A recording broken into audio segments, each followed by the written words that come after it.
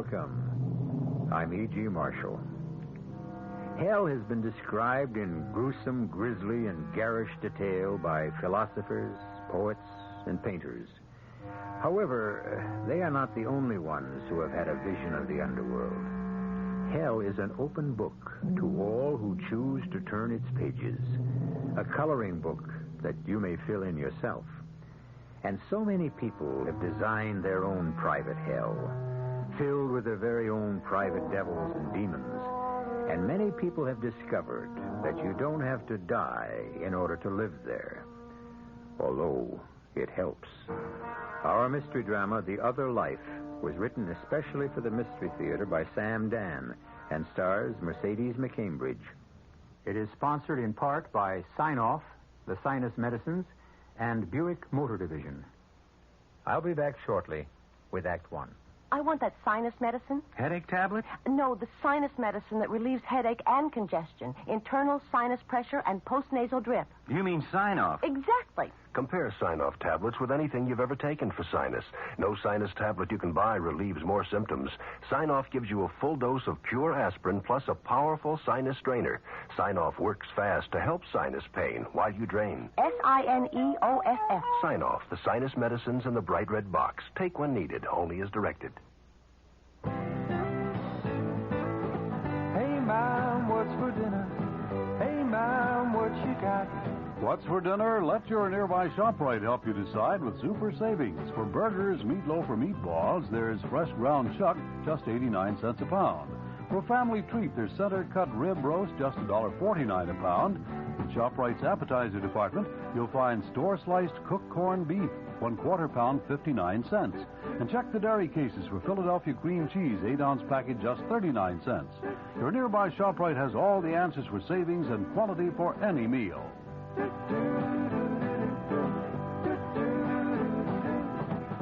loves her family. She wants the best. She does all that she can do. She lets ShopRite do the rest. Hey, Ma, what's for dinner? ShopRite has the answer. Which high-potency vitamin do physicians and pharmacists recommend most? Theragran and Theragran M with minerals by Squibb. The name Squibb on the label means that you have no doubt about the honor or integrity of the maker. And right now you can take advantage of a great special offer. Buy 100 Theragran or Theragran M tablets at the regular price and get 30 extra tablets at no extra cost. 30 extra when you buy 100.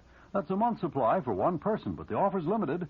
Get your Theragran by Squibb now. It's the brand physicians and pharmacists recommend most for mixed vitamin deficiencies. Available at Ward's Pharmacy, 132 Main Street, Bloomingdale, New Jersey. Waters Pharmacy, 499 Jackson Avenue, Jersey City, New Jersey. Plains Pharmacy, 558 Newark Pompton Turnpike, Pompton Plains, New Jersey.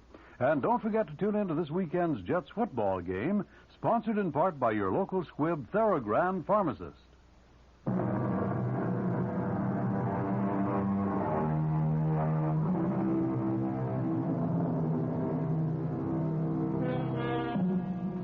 Look out for the quiet people, for the ones who are modest in manner, unassuming and self-effacing, and who leave no more trail than a fish in the water. Such a one is our heroine, Della McKellar, or Mrs. Frederick T. McKellar, as she is known legally. At this moment, she's at the airport cab stand. What so, lady?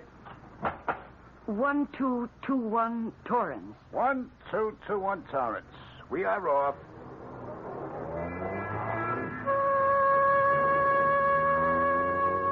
And where do you think I'm coming from? I see by your posted license your name is Bernard Weissman, number 32272642. Bernard, huh?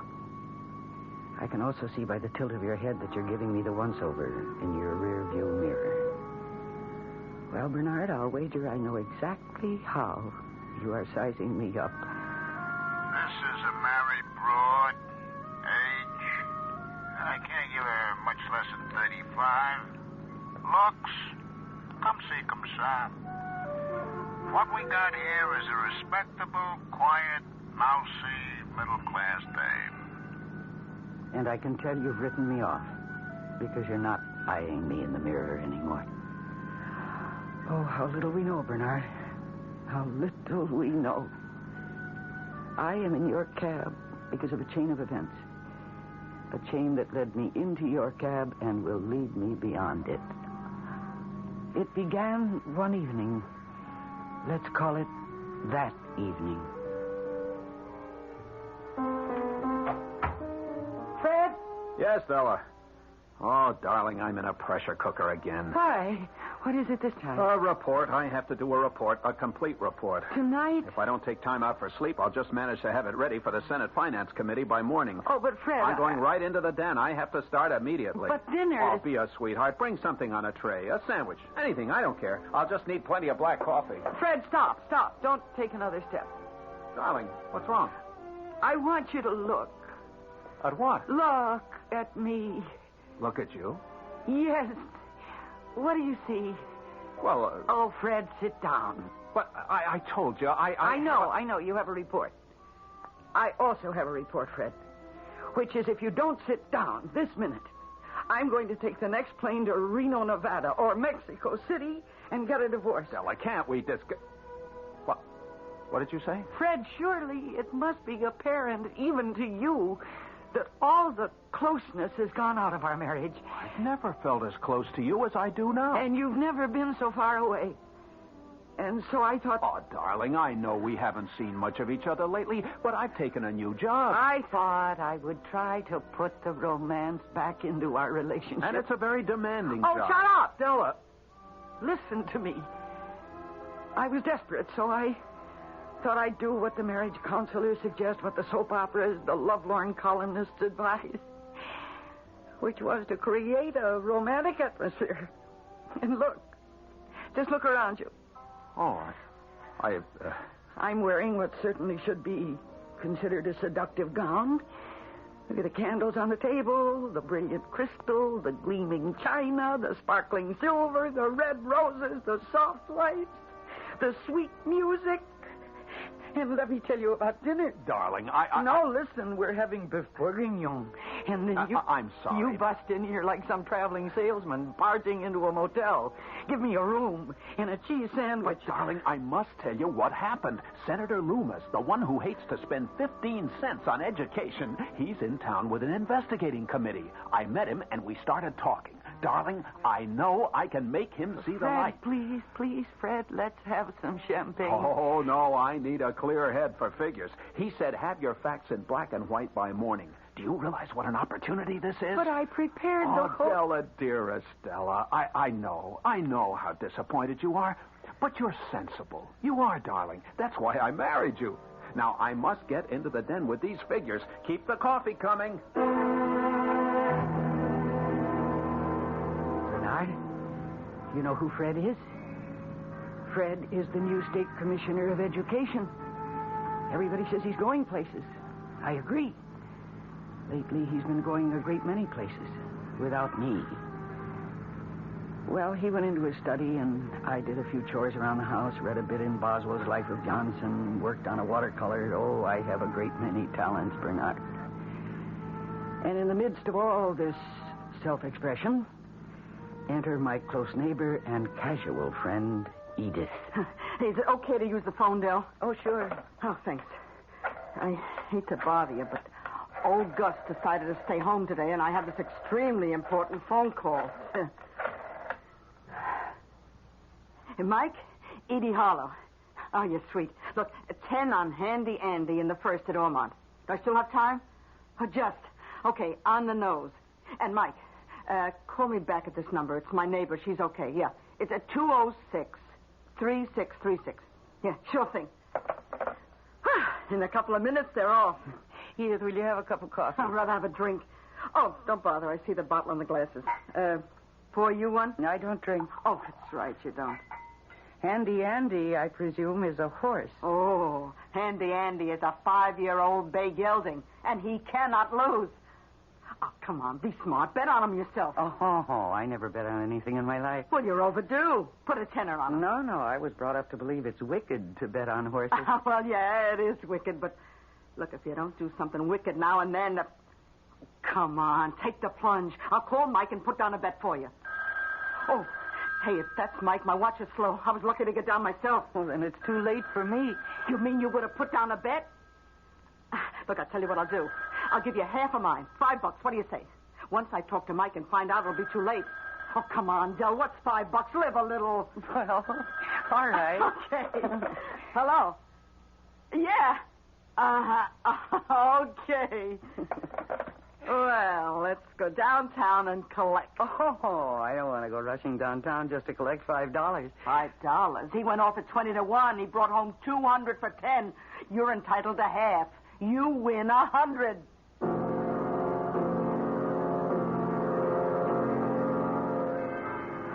Here's where we meet Mike. Edith, are you sure that we're getting $100 apiece? Oh, you're a very insecure person, Del, and I can't understand why. Relax. Hi, Edie. Oh, hi, Mike. I had a good one today. Yes, you did. I'd like to introduce a friend. Della McKellar. Della McKellar. It sings. It's music. And Della had half the bet. I'm glad you won, Della McKellar. Even though it's money out of your pocket? Oh, not quite. You see, there were 15 horses in the race. Not all of the people bet handy-andy. Well, I hope to see you again, Della McKellar. Oh, no. I made one bet and I won. I'll quit while I'm ahead.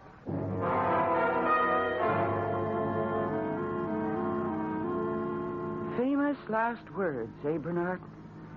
And I had every intention of quitting. But that night, Fred was late for dinner, and then he was very late. And finally, the phone rang. Honey, we have to leave for the state capitol right away. At this hour? I've got the senator eating out of my hand. He wants me to testify at the committee hearings first thing in the morning. But I thought we'd have that champagne tonight. Della, just let me get through this crisis. After which, there'll be another one.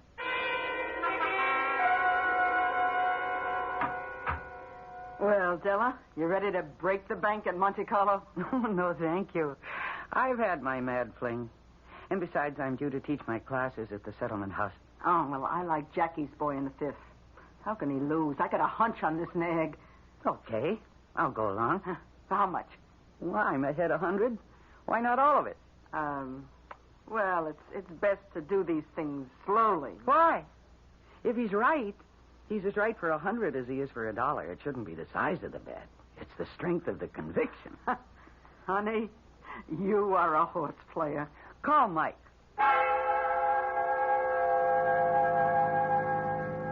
I didn't realize it at the time, Bernard, but I was hooked. Well, after my classes, I was having a sandwich and looking at the paper, the racing page, naturally. And I was beginning to have second thoughts about Jackie's boy. So I called Edith to get her to change the bet. But there was no answer. I didn't know Mike's phone number, but I did remember the corner where we met him. Hello, Della McKellar. Hello, Mike. I have to talk to you. I'll buy you lunch. No, this is business. We can't talk business on the street. Do you realize we're standing in front of Las Sordas, the best restaurant in town?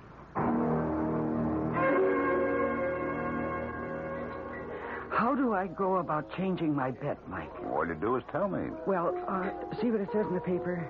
Jackie's boy likes a fast track. But if you look at the weather map for upstate, where Ormond Park is, it rained there all night. So that track must be mud by now. Now, here is Sweet Reward. He loves mud. He finished in the money his last 3 times out. So I like him. Well, you got him. Did anybody ever tell you how lovely you look when you get all excited and breathless like that? Well, I wanted to straighten out that bet, Mike. Well, it's a good thing he goes off in 3 minutes. No, don't leave. Why not? Tell me all about yourself. Why are you unhappy? Oh, who said I was unhappy? Well, you have to be unhappy to gamble. Why do you say that? Because real excitement and adventure are missing from your life. You have to buy it at the table or the track.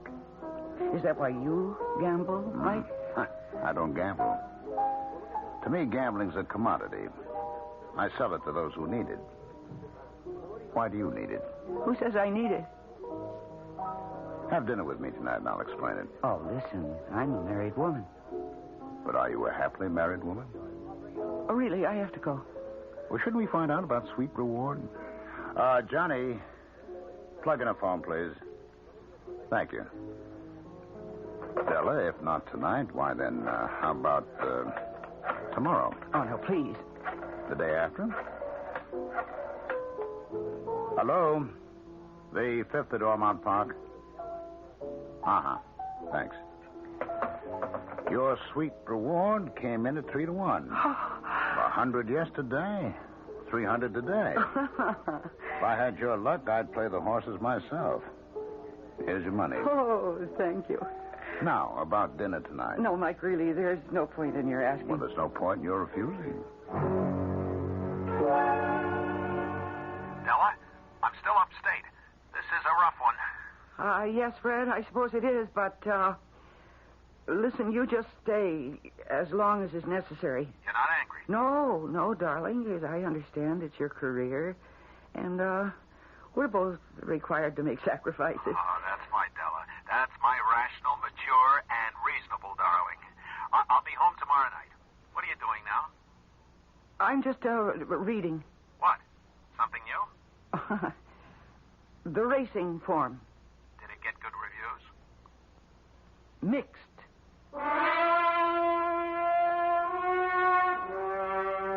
Mike Perry. Oh, Mike. Della McKellar. You change your mind. We will have dinner after all. Listen, Mike. Her name is Lady Marian in the first at Joyland. $400 to win. Aren't you living a little dangerously? Sure. And I love every minute of it.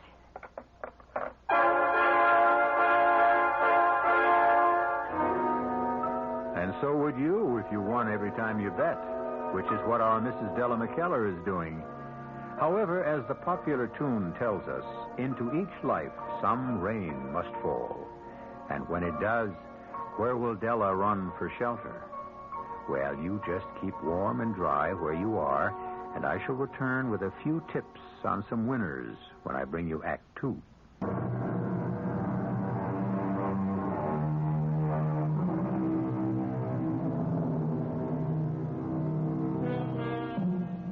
It should be obvious if a man has an attractive wife and he neglects her. She will, sooner or later, find something and someone to occupy her time and energy, which is what Della McKellar seems to have done. Not only is she having a fantastic run of luck with the horses, she also seems to be scoring with the bookmaker. Well, Bernard, the night before, I had put all my winnings, $400, on a filly named Lady Marian. And the following afternoon, I was leaving the settlement house, and at the curb was parked a brand new, long, black sports car. And at the wheel, the very good-looking, the smartly dressed Mike. He could very well become a problem. But I wasn't sure I really cared. Hop in. Oh, really, I shouldn't. I have news for you. You just won $2,000. 2,000. You put 400 on Lady Marian at 5-1. Oh, Mike, thanks. The proper way to thank me is to have dinner. Oh, no, I told you I'm a married woman. Well, I'm a married man, so it cancels out. Well? I have to go home, Mike. You're a slave to convention. Aren't we all? Oh, no. And that's one of the things I'm going to teach you one day.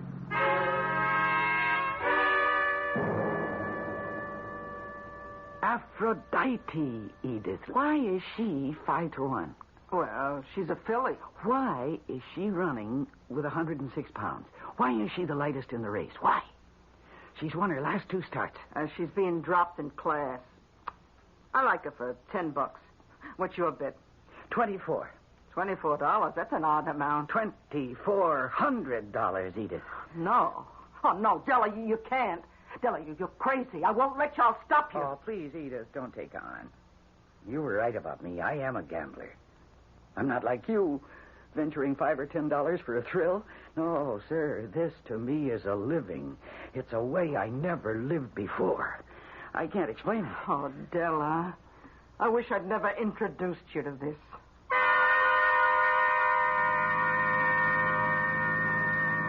Well, Bernard, that was 10 o'clock in the morning. And somehow I made the time pass in the settlement house, and it passed by quickly because a woman reporter came round to interview me. See, I was human interest, the wife of the dynamic new commissioner of education. Everybody knew that he was going places. But how does it feel to be the wife of such an exciting man, Mrs. McKellar? Well, it's so marvelous. They say he has a career in politics if he chooses, and you are certainly a great asset. You're never in repose. Like your husband, you seem to be on the go all the time. Where do you get all your nervous energy? Could I tell her that I bet on the ponies, Bernard? Could I tell her that even now I was waiting for the fourth race at Joyland, where I had $2,400 riding on a horse named Aphrodite, and that I would have $12,000 if she won? Is it any wonder that my eyes were shining, that my cheeks were glowing? Well, finally, the lady reporter had enough of me, and then I was told that I had a phone call. Honey, change in plans. Plans? Yeah, we discussed it last night on the phone. Oh? Senator Loomis and I and some party leaders will be in on the 6 o'clock plane. We're having a victory dinner at a place called, you never heard of it. It's on Lower Broadway, Las Sordas. Las Sordas? Can you meet us there? I'll have terrific news. Well, Bernard, I kept eyeing the clock like a condemned prisoner in a cell. And finally, the hands read 3 o'clock. And I knew that the race had been run, and that I either had $12,000 or I had nothing. And I looked out the window. The sports car was there. I ran downstairs. He held open the door for me, and I got in, and I knew. I knew my Aphrodite had not risen from the phone. She came very close, Della. Going into the stretch, she slipped, lost stride, but she wouldn't quit. At the finish, she was coming on. If it were a mile and a quarter, she'd have won it. Mike, would you drop me off a block from the house? I owe you $2,400. I want to pay it. Well, you don't have to do it this minute. First, let me buy you a drink. I don't drink. Why did you do it, Della? You can't keep letting it ride. You have to save some for a rainy day, you know. It's been raining for a long time, Mike. Well, come out of the wet then, Della. Away from the cold and the damp, I know a place where it's always bright and sunny. Is this the cheer-up service you extend to all your lady customers? Oh, it's a brand new service. I never tried it before. Do you know you were the absolute hit of the evening? Was I, Fred? You bet you were. And, Del, they want me to run for office. Darling, are you listening? Don't you have an office now? I mean elective office. You mean politics? I'm in politics now. That's what this is all about. I could do more for education if I were in the legislature. And from there... Oh, Della, you know what ties the ribbon around the package? You. You're my biggest asset. You're attractive. And the work you've done with the kids, who'd ever have thought it would pay off? I work with other people's children because we have none of our own. Senator Loomis says there's nothing like kids for a candidate. We should give serious thought to adopting one. For votes? You never wanted to adopt a child? Well, Della, we both want one. And we'll have to work very hard. I think that's where he lost me, Bernard, on that word, work. I'd been working for him ever since we were married. I worked while he studied for his master's, his Ph.D., and while he held research jobs that paid practically nothing. And now he was asking me to work for the rest of my life to make him president of the United States one day. Well, I don't want to work for a man anymore. All I really want to do is play the horses. Mike, 50 on Forest Ranger in the third. I'm sorry, Del. He's out of the money. Okay. $100 on Jolly Tar in the 6th. $25 on Jersey Jerry. $50 on House Guest. I'm sorry, Della. But how does it happen you're out of money?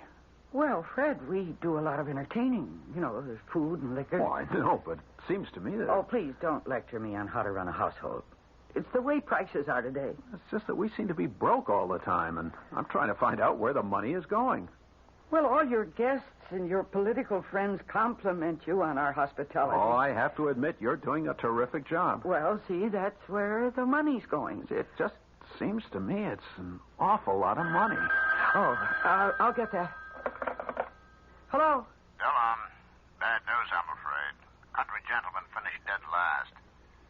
Anyone else you'd like? Oh, no. Another time. Who was that? Wrong number. Oh? Didn't sound like a wrong number. I said it was wrong number. I just drop it. Oh. I invited some ladies for tea this Saturday. One of them is a nut on antique silver. You know the tray Aunt Zoe got us for a wedding gift? The tray? Yeah, the solid silver tray. Use it to serve. Oh, we never use that.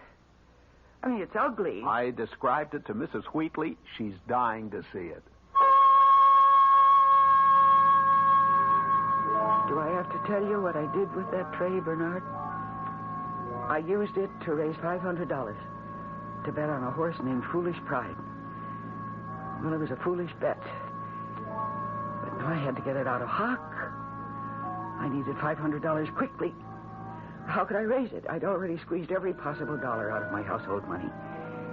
But then I saw my salvation. His name was Silver Knight. How could he lose, given these circumstances? Mike, what are the odds on Silver Knight in the 5th? Oh, he's the favorite. Just about even money. Okay. 500 to win.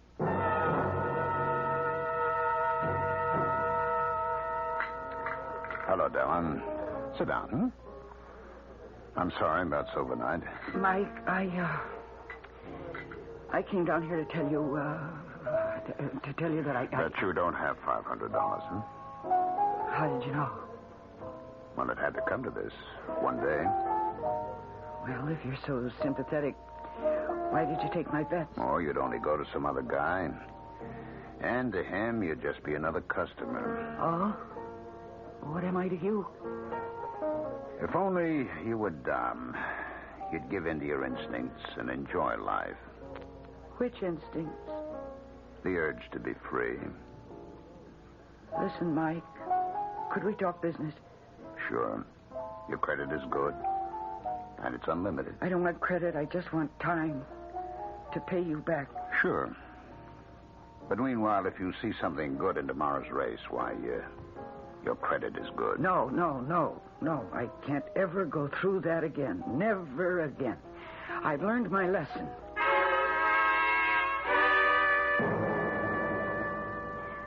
Mrs. McKellar, aren't you going to show us that antique silver tray your husband told us about?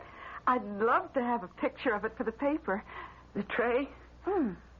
Oh, yes, of course. Would you ladies excuse me for a moment? Darling, what's the problem? Fred, the tray. I can't find the tray. But don't you always keep it here in this closet? No, look for yourself. It's gone. But how could it be gone? Well, it must have been stolen. Stolen? Oh, Fred, I love that tray. It's been stolen, Fred, stolen. Oh, dearest, you must be calm. How can I be calm? That was the most cherished thing I had. But who could have... That Mrs. Soames, Fred. Mrs. Yes, Soames? that cleaning lady we had a few years ago. It must have been Mrs. Soames. I remember how she used to look at that tray. She stole it. But that's hardly proof. Oh, Fred, it's gone. It's gone. Oh, please, dear, please don't take on like that. It's not the end of the world.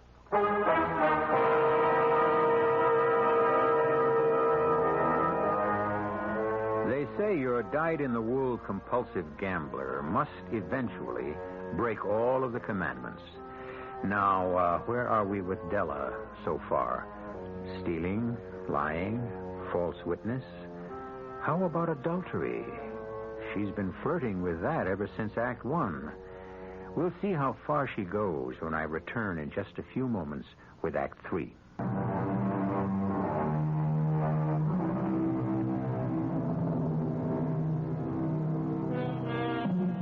Dante talks about an inferno. Dante never met any horse players. They have a special inferno of their very own. It's a place of illusion, a strange land of delirious hopes that rest on quicksand, where winners and losers alike are haunted, driven creatures. Well, Bernard, I held out for a week. And then I proved I was a horse player to the very marrow of my bones. Because I came up with a system. And it was Fred, of all people, who inspired me. Do you realize you were the most intelligent person in the room? Not only did you know what Einstein's formula E=mc² means, you could actually explain it intelligently. It all has to do with timing. Timing? That's right. It's timing. Why didn't I see that before? It's timing.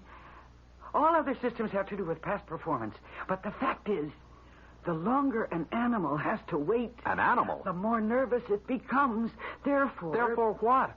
Honestly, Della, sometimes it's so hard to follow you. I notice you only bet the first and second races, Della. Yeah, that's my new system. You see, the longer a horse waits to run, the more nervous it becomes, huh? The more energy is drained away. It sounds crazy, but I have to admit it works.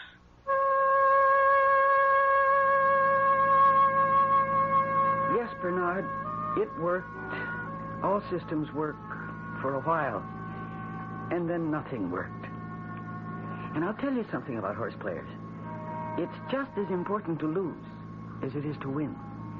The ecstatic joy of winning is made possible only because there's that chilling fear of losing. It's all basic philosophy, Bernard. The balancing of life by opposites. Oh, but there were dreams. Terrible dreams. Is it true? You are an incurable horse player? Your credit is unlimited, Della. How could you do this to me? How could you do this to me? Is it true? You've been having an affair with a notorious gangster? How much money have you squandered? You sold Aunt Zoe's silver tray to bet on a horse? Follow your instincts. Be brave. Brave. Brave. Della? Huh? Della? Oh, yes, Fred. What is it? More coffee? Dear, sometimes it seems that you're in another world. Who? I think you're exhausted, and it's my fault. I've been working you so hard, but everyone agrees you are a terrific lady. Oh, darling, could you go to the bank for me and cash a check? What? I won't have a chance, and it's $100. Expense money for my trip tomorrow. I'd rather not. What? Della, what is it? Is something wrong? Oh, no, You really have to do this for me, darling. I'll need the cash. I tried, Bernard. I really and truly tried. But the horse's name was Centurion, which means leader of 100. How could he lose? I rang Edith's bell. We hadn't been seeing much of each other lately. Edith, do you know another bookie? I see. You're on the cuff with Mike and in so deep. I only asked you if you knew another bookie. Oh, get out of it, Della. He's sweet on you. He'll wait forever. Don't ruin it for yourself and Fred. Edith, do you know another bookie? I wouldn't be doing you a favor, Della. You weren't doing me a favor the first time either. A cigar store across town on Hawkins near 12th Road. Ask for Chuck.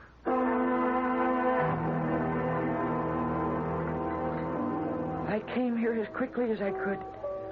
What is it, Mike? Is this a way to treat a pal? Why, what do you mean?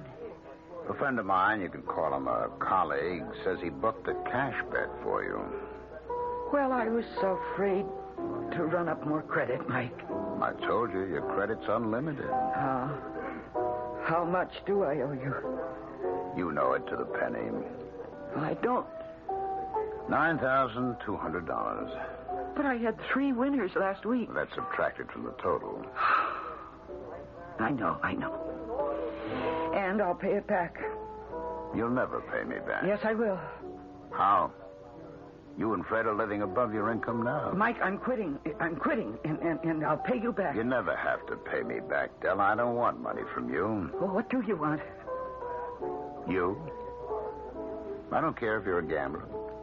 I can afford you. Be my extravagance, And once you're with me, baby, you'll see. You won't have to gamble anymore. Mike, please, I have to go. You wanted this to happen, Della. You wanted an impossible debt to be built up. You wanted me to save you. Okay, try it. Come away with me for a weekend. No. You're a gambler. You never dreamed of how it is in Vegas. Horses, cards, the wheel. It goes day and night. It never stops. You never have to stop. I can't. All right, we'll do it this way. 2 rooms. One for me, one for you. You decide whether you keep your door open or locked. You decide. I decided, Bernard. Which is why I'm here in your cab. I had to find out. About the gambling, about Fred, about Mike, about me. Fred was easy. I told him I was going to visit Aunt Zoe on the coast. Thought it was a great idea.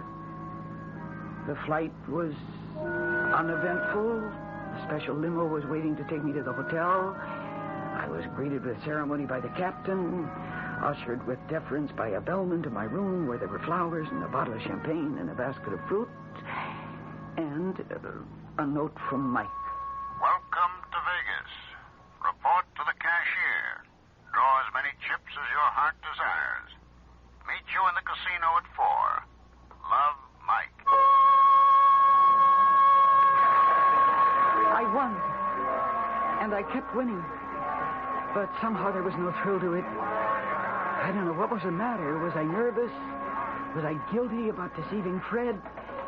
And then I saw Mike. Well, look at those chips. Look at the big winner. What's the matter, Mike? Nothing. Why do you ask? I don't know. Back home, you seem so carefree, so happy-go-lucky, but out here, you're actually serious. You're like everybody else around here. Sit down. I'll buy a drink. I don't drink. Well, let's sit down anyway. We'll have dinner early. Why? I have a meeting. You have a what? I belong to an association. We're having a convention here over the weekend. And we have an important session scheduled for 6 o'clock. It may run till midnight. Now, honestly, honey, there's so much action here, you'll never even miss me. Mike, I have a husband who treats me this way. Why do you think I'm here now? Well, it's just this particular night. You don't sound like the Mike of back home. I didn't know that you were tied down. Well, actually, I'm not. You said you were free to come and go as you pleased, that you didn't have to answer to anybody. Della, this is just a single, tiny exception. Listen, on vacation, I like a formal dinner at 8. Sure, tomorrow night. And I've had a long trip, so I think I'll go up and take a nap, and I'll be dressed and ready for you to pick me up at 8. But I told you I have a meeting. And if you're not there, I'll go to the airport and I'll fly to California, where I have a wealthy aunt. And I'll tell her the truth, and you'll get your money. Della, listen. And if you're not there at 8, Mike, I'll be gone. And we'll never know if we could have had anything together.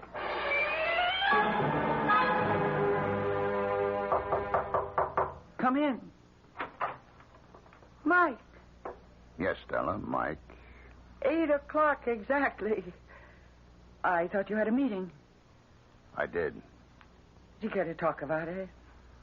Well, it seems this is to be a weekend of decision for us both. I guess I have to make a decision, too. Mike, you look very handsome. I feel handsome. Yes? May we come in? You are in. Introduce us, Michael. Mrs. McKellar, may I present Mr. Carl Leon and his associate, Jean. How do you do, Mrs. McKellar? Michael, Joe tells me you cannot make the meeting. Yes, Carl, that's right. I can't. I see. But I need you there, Michael.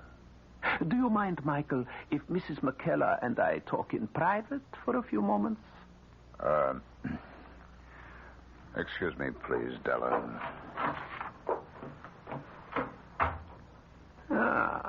You're a very attractive young lady. But then Michael always did have good taste, which is why he married my daughter, Julia. You knew he was married? Yes. I took him into my firm and placed him in charge of a certain operation. Now I must ask you to leave him. Do you ask me or do you tell me? Ask. You see, if he stays with you, he will no longer have his position in my company. I think you don't really know Mike and what we have done for each other. Just as he's giving me my freedom, I am bringing him his. He is not going to give up his position. Well, shouldn't that be his decision? Of course. And he has already decided. Let us see which of us he has chosen. Open the door, Jean. You see? No one is outside. And no one around anywhere in the corridor. Michael has gone back to work, as you can see. I see. Goodbye, Mrs. McKellar. Oh. Hello. Della? Fred. How did you know? I guess I know everything. I found the pawn ticket. Oh. And all kinds of racing papers. Oh. And I spoke to Edith. She thought it best to tell me everything. Oh. There's a scrap of paper in the wastebasket with your plane and hotel reservation. I guess you really wanted me to find it. Oh. Is that all you can say? Oh? Well, what do you want me to say? I want you to say you're coming right home. Oh, Fred, don't. Don't forgive me so quickly. I feel terrible. I feel worse. Do you think you could ever forgive me?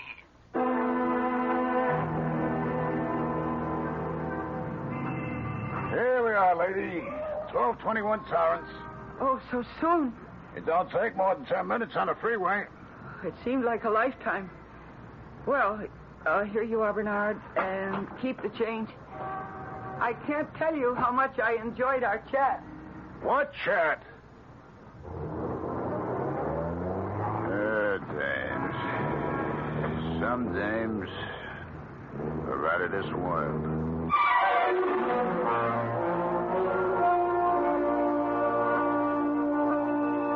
Yes, they certainly are. And so are so many of us, out of this world. Della McKellar, prim, proper, perfect wife for a rising young politician. What's going to happen? Did Della and Fred learn their lesson? Or will they slide back into the old relationship? Do people really learn? Some do, some don't. I shall return shortly.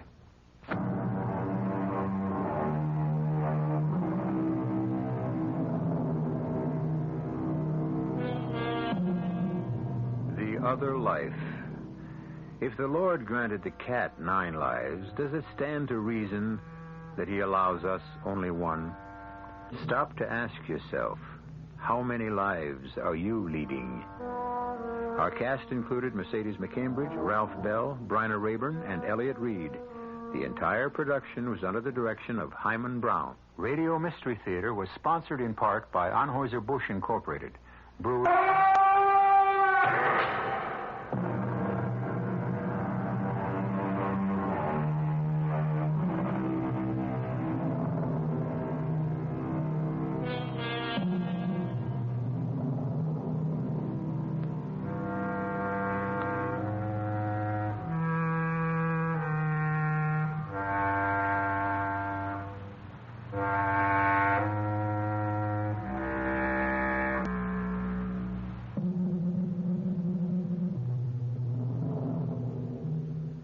Mystery Theater was brought to you in part by ShopRite Supermarkets, where you get a lot more for a little less.